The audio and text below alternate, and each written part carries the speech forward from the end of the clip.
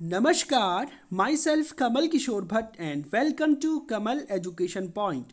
पाकिस्तान के prime minister Shahbaz शरीफ आजकल France की राजधानी पेरिस में है। कारण वही पुराना है, पाकिस्तान के जो नेता हैं विदेशों में लोन मांगने के लिए जाते हैं, तो इस बार ये कटोरा लेके पहुंचे फ्रांस की राजधानी पेरिस में और यहां जाकर इन्होंने एक अपील की है। और इनके जो शब्द हैं ये लगातार वायरल हो रहे हैं और इन पर काफ़ी ज़्यादा चर्चा हो रही है। इनका कहना है कि जो पश्चिमी देश हैं इनके पास बिलियंस ऑफ डॉलर हैं वॉर में बहाने के लिए, जबकि जो बाढ़ प्रभावित पाकिस्तान है इसको देने के लिए इनके पास पैसे नहीं है। तो क्या है पूरा मामला आपको विस्तार से बताऊंगा। फ्रांस की राजधानी पेरिस में सबसे पहले इन्होंने प्रयास किया किसी ना किसी तरह से आईएमएफ जिसके साथ $6 बिलियन का इनका टाई अप हुआ था 2019 में इमरान खान के समय में, इसकी एक किस्त जो है जारी हो जाए। और इसके लिए बाकायदा इमरान खान ने शहबाज शरीफ इन्होंने प्रयास किया कि अमेरिका के माध्यम से कैसे न कैसे आईएमएफ की जो चीफ है इन पर दबाव बनाया जाए ताकि ये जो $6 बिलियन का जो बेल आउट पैकेज है इसको रिलीज कर दें। क्योंकि आपको पता है कि 30 जून को वो पैकेज जो है एक तरह से एक्सपायर हो रहा है। उसके बाद पाकिस्तान को अगर आईएमएफ के साथ लोन लेना है तो नए सिरे से जो है पैक्ट उसको करना पड़ेगा। लेकिन बताया जा रहा है कि आईएमएफ की जो चीफ है इन्होंने जो शहबाज शरीफ को साफ साफ कह दिया है कि हम आपको आईएमएफ के माध्यम से जो आपको लोन आपका सैंक्शन हुआ था $6 बिलियन का, ये हम आपको रिलीज नहीं करने वाले। क्यों? क्योंकि आपने हमारे साथ धोखा दिया, आपने हमको चीट किया है। अब देखो चीट क्या किया, एक्चुअल में आपको बताना चाहता हूं कि 2019 में जब आईएमएफ के साथ इनका बेल आउट पैकेज जारी हुआ था तो $6 बिलियन का, तो उसमें से $1.1 बिलियन की एक किस्त जो है आईएमएफ ने इसको जारी कर दी थी। और साथ में बहुत सारे रिस्ट्रिक्शंस जो है पाकिस्तान पर लगा दी थी कि आप अपने देश में ये काम करोगे।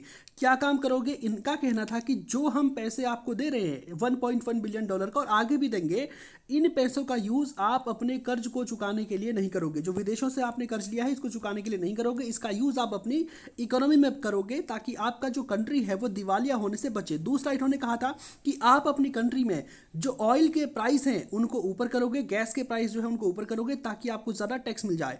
आप अपनी कंट्री का जो टैक्स की रेट्स हैं उनको आगे बढ़ाओगे और चाइना के साथ जो सी पैक प्रोजेक्ट आपका चल रहा है इसको नेगोशिएट करोगे, अपनी आर्मी को कंट्रोल करोगे, अपना डिफेंस बजट कम करोगे और जो न्यूक्लियर बजट है उसको भी आप कम करोगे।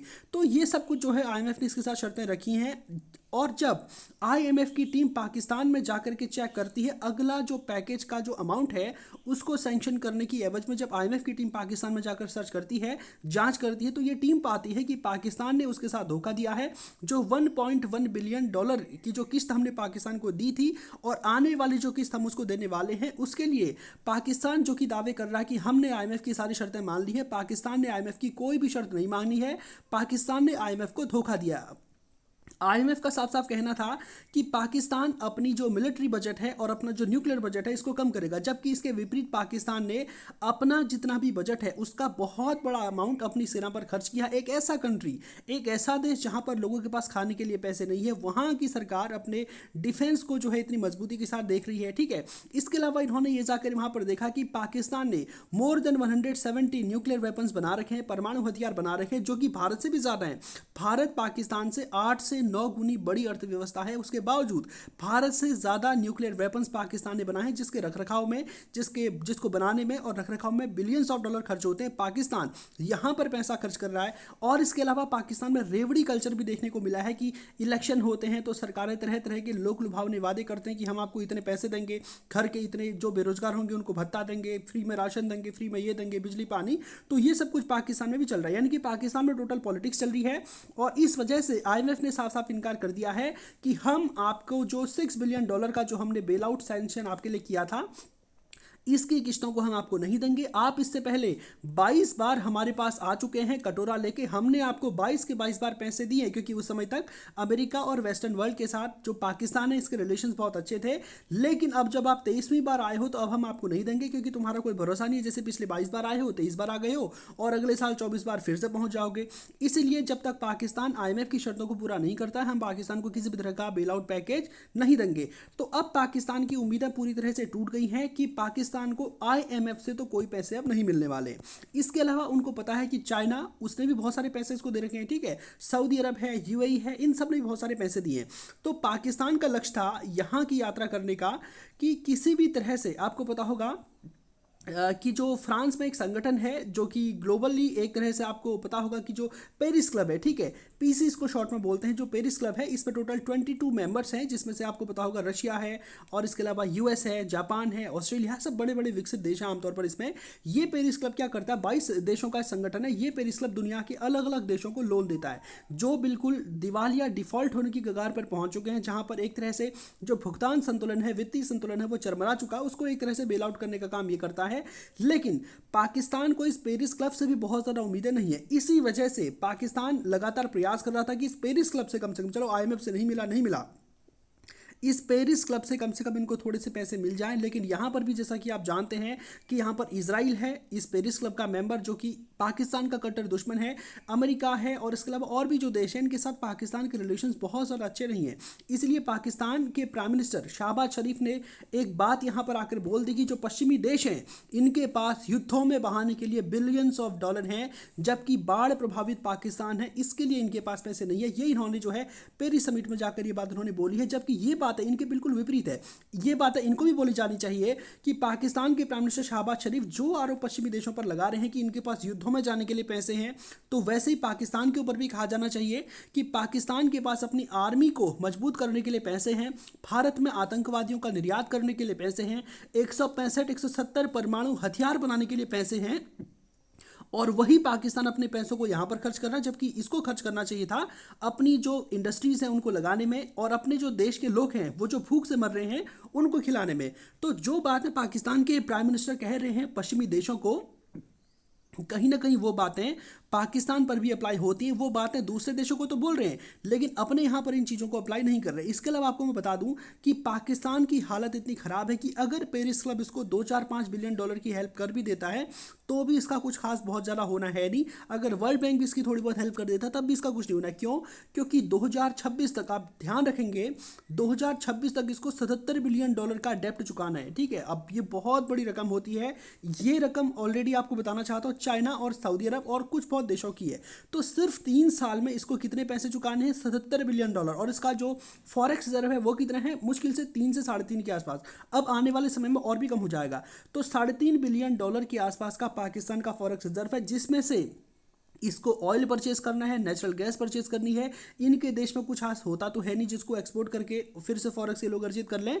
तो कहने का मतलब टोटली यही है कि पाकिस्तान की हालत बहुत ख़राब है। पाकिस्तान प्रयास कर रहा है बहुत लंबे समय से। पाकिस्तान आज से 2-3 साल पहले ही डिफॉल्ट हो चुका होता, पूरी तरह से दिवालिया हो चुका होता श्रीलंका के बाद। लेकिन वहाँ की जो पॉलिटिक्स है उन्होंने लगातार प्रयास किया कि कैसे न कैसे 1 बिलियन सऊदी अरब से ले लें, 1 बिलियन यूएई से ले लें, उधर से ले लें, उधर से ले लें, कुछ अपनी कंट्री के एसेट्स को बेच लें, ऐसे करके अपने देश को चलाते रहे। लेकिन 2026 तक आप देखेंगे कि पाकिस्तान को लोन देना है टोटल मिला के। हालांकि लोन इसके पास बहुत ज़्यादा है लेकिन अगले 3 सालों में इसको उन लोन की टोटल जो किस्तें इसका 77 बिलियन डॉलर इसको चुकाना है। और इसके पास मुश्किल से 4 से 5 बिलियन डॉलर भी नहीं होगा चुकाने के लिए। तो इतनी बड़ी तादाद में लोन आखिर पाकिस्तान कैसे चुकाएगा? और जिन देशों से पाकिस्तान ने लोन लिया है अब वो पाकिस्तान को दोबारा से लोन कैसे देंगे? एक कंट्री जो डिफॉल्ट हो रहा है उस पर कोई भी पैसे नहीं लगाएगा, ऑब्वियस सी बात है। इसी वजह से आपको पता होगा कि न तो आईएमएफ पाकिस्तान की हेल्प कर रहा है और नहीं आप देख रहे होंगे आप चाइना भी किसी तरह की हेल्प पाकिस्तान को अब नहीं कर रहा। चाइना ने आमतौर पर किया क्या है पाकिस्तान में, इस सब की वजह है पाकिस्तान और चाइना का जो एक तरह से एक दूसरे के साथ प्रेम है वो है। चाइना ने पाकिस्तान को पूरी तरह से डुबा दिया है। चाइना का आमतौर पर जब चाइना ने यहाँ पर इंफ्रास्ट्रक्चर डेवलपमेंट के नाम पर CPEC के नाम पर इसको लोन पकड़ाना शुरू किया तो एक्चुअल में वहीं से खेल शुरू हो गया। पाकिस्तान के पॉलिटिशियंस ने जो एक तरह से अपनी अक्षमता का परिचय यहाँ पर दिया। जो चाइना है उन्होंने क्या किया, उन्होंने कहा कि हम तुम्हारे यहाँ पर एक काम करेंगे ना, हम तुम्हारे यहाँ पर पावर प्लांट लगाएंगे, तुम्हारे यहाँ पर बढ़िया बिजली आएगी। इन्होंने कहा हाँ, लेकिन पावर प्लांट बनाने वाली जो कंपनी थी वो चीन की थी, पावर प्लांट बनाने में जो एम्प्लॉयज़ लगे थे वो चाइना के थे, पैसे लगे थे वो चाइना का था, और जो सामान आया था और तो और जो छोटे से छोटा सामान आया था वो भी चाइना से आया था। पाकिस्तान का कोई रोल था ही नहीं। तो एक तरह से चाइना ने पाकिस्तान को पावर प्लांट एक्सपोर्ट कर दिए, इसका एक भी पैसा पाकिस्तान को नहीं मिला। अब पावर प्लांट से जो बिजली जा रही है ये पाकिस्तान खरीद रहा है और इसको चुकाने के लिए भी पाकिस्तान के पास पैसे नहीं है। ये स्थितियाँ हैं। पाकिस्तान में जो सड़कें बन रही हैं, जो ब्रिज बन रहे हैं, बड़ी बड़ी चीज़ें बन रही है, सामान सारा का सारा चाइना से आता है, लेबर सारे के सारे चाइना से आते हैं। मुश्किल से जो जो एक तरह से अकुशल कार्मिक होते हैं वही पाकिस्तान के, और जो बड़े बड़े सब हैं वो सब के सब चाइना के हैं। और तो और सामान भी चाइना से आ रहा है। तो इतना ज़्यादा नुकसान चाइना ने पाकिस्तान को पहुंचाया है। इसके लिए आप देख पा रहे होंगे कि आने वाले समय में पाकिस्तान के लिए बहुत मुश्किल होगी इस लोन को चुकाना। और एक तरह से आप सोच रहे हैं कि पाकिस्तान आने वाले समय में बिकने की कगार पर खड़ा हुआ है। निश्चित ही आप देखेंगे कि पाकिस्तान के लिए आने वाला समय अच्छा नहीं, और इन्होंने अपने एसेट्स को बेचना शुरू भी कर दिया। आपको पता होगा कि मैंने एक हेड वो तो रखा था पर अभी मुझे मिल नहीं रहा है। इन्होंने आज से 2 साल पहले एक कानून लेके आए थे कि अगर हम अपने देश के किसी भी एसेट को बेचेंगे तो कोर्ट हमारे यहाँ पर जो है हस्तक्षेप उस मामले को लेकर नहीं करेगी। तो 2 साल पहले ये कानून लेके आए थे, और अभी इनका नेगोशिएशन चल रहा है यूएई के साथ। यूएई से इन्होंने लोन मांगा और यूएई को इन्होंने लोन चुकाना भी था। तो यूएई का कहना है कि पहले पुराना लोन हमको चुकाओ, उसके बाद हम तुमको नया लोन देंगे। अब ये पुराना लोन चुका नहीं रहे हैं, तो अब इन्होंने क्या किया है कि जो इसका कराची पोर्ट है, इसके टर्मिनल्स जो है यूएई को सेल कर दिए हैं, बेच दिए हैं। और अब यूएई जो है कराची पोर्ट पर एक तरह से उसके कुछ टर्मिनल्स पर जो अधिकार है वो यूएई का हो जाएगा। तो लगातार ऐसी चीज़ें चल रही हैं। और सबसे बड़ी बात है कि एक न्यूक्लियर कंट्री अगर बिक गई, कहीं ऐसा ना हो जाए जिसको लेकर अमेरिका समेत दुनिया के बहुत सारे देश कंसर्न है। और इसी वजह से 22 बार इसको बेल आउट आईएमएफ ने किया है। इसी वजह से किया है कि इस कंट्री के पास न्यूक्लियर वेपन्स हैं, कहीं ऐसा ना हो जाए कि यहाँ के जो नेता हैं वो अपने न्यूक्लियर वेपन्स को बेचना शुरू न कर दें, इसकी टेक्नोलॉजी को दुनिया के जो तानाशाहों के देश हैं उनको बेच न दें, और कहीं इस तरह से पैसे न कमा ले। इसलिए जो है दुनिया में रिकॉर्ड टाइम, आज तक ये रिकॉर्ड है पाकिस्तान का कि दुनिया में कोई भी देश आईएमएफ के पास 22 या 23 बार बेल आउट नहीं हुआ। लेकिन इस बार आईएमएफ ने मना कर दिया। आईएमएफ का साफ कहना है कि 22 बार तो हमारे यहाँ पर आ चुके हो, 23वीं बार ये है, इस बार भी हम तुमको ऐसे ऐसे लोन पकड़ा देंगे, 24वीं बार अगली बार फिर आ जाओगे। तो हम आपको ऐसे लोन नहीं देने वाले, जब तक आप हमारी टर्म्स एंड कंडीशंस को फुलफिल नहीं करते हैं तब तक हम आपको लोन नहीं देंगे। और आने वाला समय आप देखेंगे कि पाकिस्तान के लिए बहुत मुश्किल भरा होगा। और अभी तो पाकिस्तान की सरकार चुनावी मोड में है, यहाँ पर इलेक्शन होने, तो ये बिल्कुल भी ऐसा नहीं चाहेंगे कि पाकिस्तान डिफॉल्ट हो गया है, ये न्यूज़ इनकी पब्लिक तक जाए। और इनका प्रयास यही है कि कैसे न कैसे इसको जो है आगे बढ़ाते रहें, और जब इलेक्शन हो जाए तब हो सकता है पाकिस्तान डिफॉल्ट कर जाए, इसके पास अपना जो लोन है उसको चुकता करने के लिए पैसे नहीं हो, और स्थिति इतनी हाथ से निकल जाए कि पाकिस्तान को अपने देश के जो एसेट्स हैं वो बेचने पड़ जाएं। ठीक है, तो उम्मीद करता हूं कि आज के सेशन में जो बातें आपको बताई हैं आप ठीक से समझ पाए होंगे। इस पूरे मामले को लेकर आपकी क्या राय है कमेंट सेक्शन में निश्चित रूप से जवाब दीजिएगा। तो आज के सेशन को यहीं पे समाप्त करते हैं। धन्यवाद।